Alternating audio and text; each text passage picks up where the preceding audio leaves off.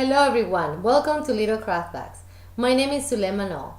Today I'm going to show you how to make a never-ending card, a fold-up card. The trick of this card is that once you start folding, you can never stop. You can make it for a mini album, if you put pictures in it, or just for sentiments. I'm going to show you how it works. This is your card. You start folding, and every time you fold, you go from the center up. Center up. See? You can do this many times. You can fold it over and over again. It will never end. I'm going to show you how to make the base of the card, and you decide if you want to put plain cardstock and add scrapbook paper in it, or if you want double-sided scrapbook pages. Are you ready to get crafty? So here are the materials that we need for our card. Cardstock, slice cutter, tape runner, and this is my scoring tool, which is for embossing. But if your slice cutter has the scoring blade, then you're good to go with that. So what are you going to do first is make sure you know that the width of the card, of the pieces, is half of the length of the pieces. So from there you can choose many different sizes of cards to do. So right now I'm going to make a 10 by 5.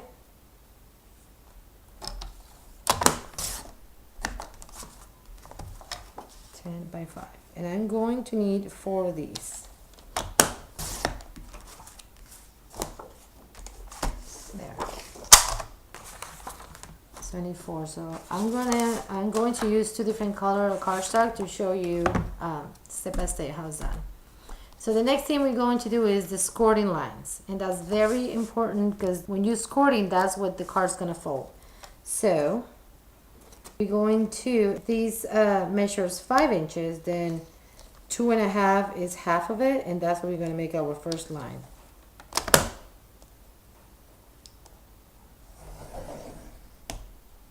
There we go. And then you're going to flip it over, and you're going to do the same. You're going to score 2.5. And then on the other end, 2.5.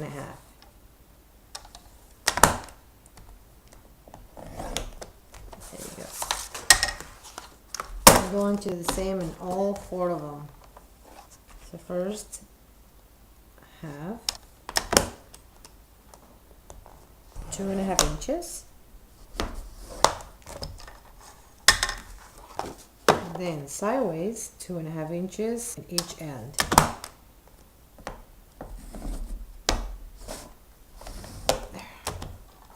And 2.5. Okay, so now I have all 4 of them. And the trick of the card is 2 pieces stand one way and 2 of these on the top stand the opposite way. But every single fold line matches. So you have these 2 in horizontal way. These 2 are going to go vertical, and when you set them on top of each other, you'll see the scoring lines match.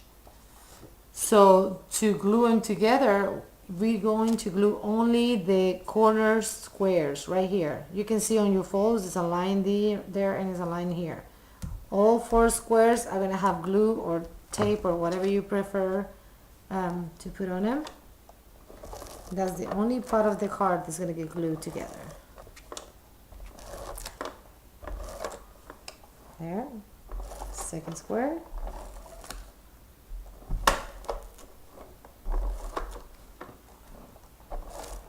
There we go. Be very careful and do not go over the folds of your card. It's not going to work.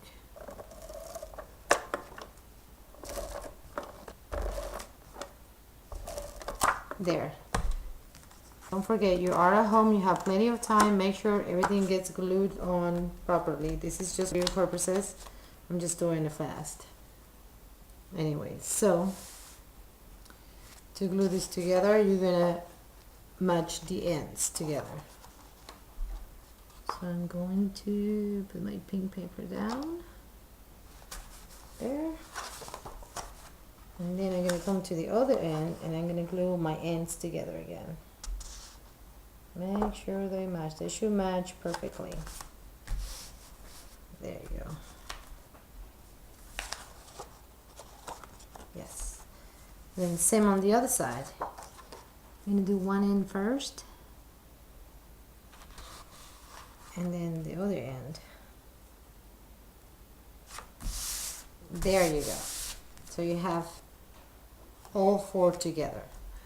What we're gonna do next is do our creases. Every single fold line that you have, the scoring lines, you're gonna fold them, and you go sure they're creased well. I don't know where my bone hole folder is, but anything that can make pressure on your paper will do. There you go. See?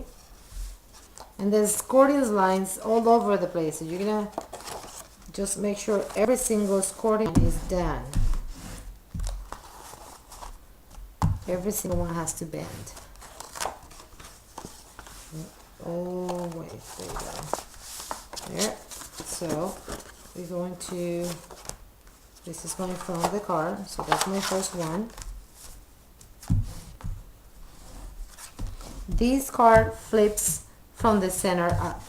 So every time you're gonna make a fold or flip it, it has to be pushed through the center. So this is my first fold. This is my second. See, center pops up. You gotta make sure those folds decrease. Well, there it goes. It's gonna take a little bit to make sure everything gets folded properly, but it will work in the end. So just be patient and fold your card as best as you can. There you go. And then we go again from the center up. So you're going to push up in the center. And that works. And then again, center up. There you go. So I'm going to pick the pink side to be my front side. There you go. So you're gonna mark your, the front side with an X or something, so you know when you scrapbook and you're doing your decorations on your card, that's when it starts. So keep the folds. 1, 2, 3, and 4. And there you have it. That's how you make a fold-out card. And then from there you can many different occasions and styles. There's one. And as you flip your card, it shows different patterns. If you buy a scrapbook paper package, it will come in matching sets, so there's no problem whatsoever. Just keep adding embellishments and little sentiments to your cards. And if you want to go over the top, you can do the same pattern in a 12 by 12 page. So 12 by 12, half is 6, and from there 3 inches and 3 inches and all your folds. So here's my birthday card. That's the front of it. And then every time you open it, you're going to find a sentiment or something that says happy birthday. And then the center opens again. There. And then my center opens again. And then I got a little braid and I started putting flips tops on him. And you can put extra, like a little picture or some hidden, embellishment there. And we're going back to the front. And every single of these cards stands. So they can be put up on shelves and wherever you want. See? Very simple. I hope you enjoyed this class, and I want to see a lot of those flip-on cards.